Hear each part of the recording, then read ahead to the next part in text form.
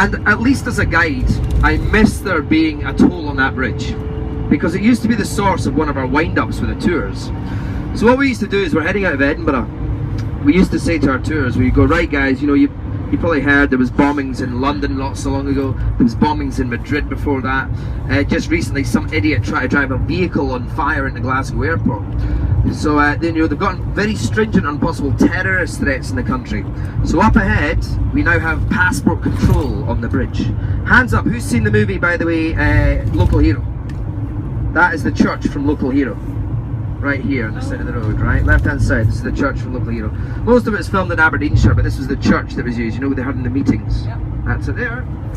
It's a church for a local hero.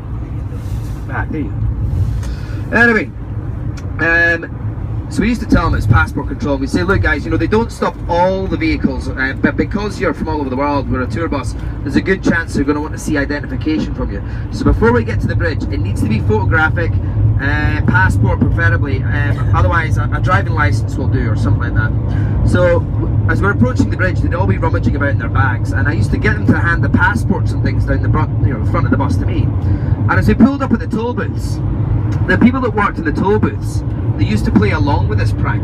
So we used to hand over the pile of passports, right? They'd sit there looking through them going, where's this one from? Hong Kong, that looks like a dodgy passport, doesn't it? Now, as soon as you drove off, most people realised it was a joke. A few of them didn't, you know. So as I say, as a guide, I missed there being that toll, because it used to be quite a good laugh. Now, there's a good friend of mine, Carwyn. Now, Carwyn used to be a tour guide. Carwyn is now a school teacher. And I often wonder if he plays these kind of tricks on his school kids, because Carwyn, he went one better than any other guide I've ever known in terms of the wind-ups. Now, he was doing, years ago, he was doing a private tour, and yes, I'm afraid to tell you, Tara, it was for a bunch of college kids from America, right, no joke.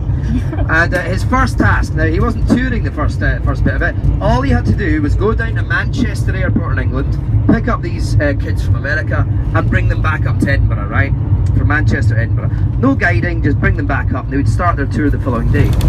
So he went down to Manchester Airport, he picked them up, and as they left Manchester, they're coming up the M6 here, up here through the northwest of England. He gets beyond Carlisle, and on the M74, he's about 2 miles before he gets to the England-Scotland border. And he turned to his tour, he was like, right guys, we're only 2 miles away from the England-Scotland border.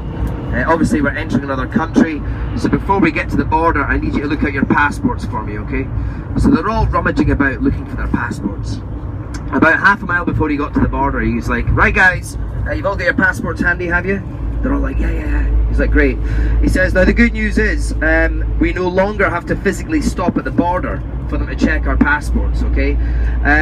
18 months ago, as we cross the border, they've installed high-speed cameras on the right-hand side of the road, okay?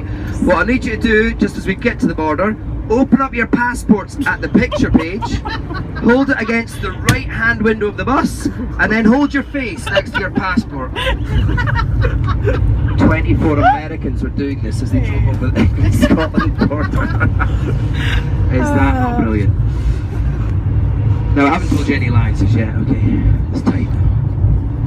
Anyway, this is the railway line, right? Thankfully we've gotten past that blooming caravan. Hopefully no more hold-ups, because it's 1:15. Now the train will just have been leaving Fort William. It should take it just about half an hour to get to Glenfinnan, but we want to get it as it comes over the bridge.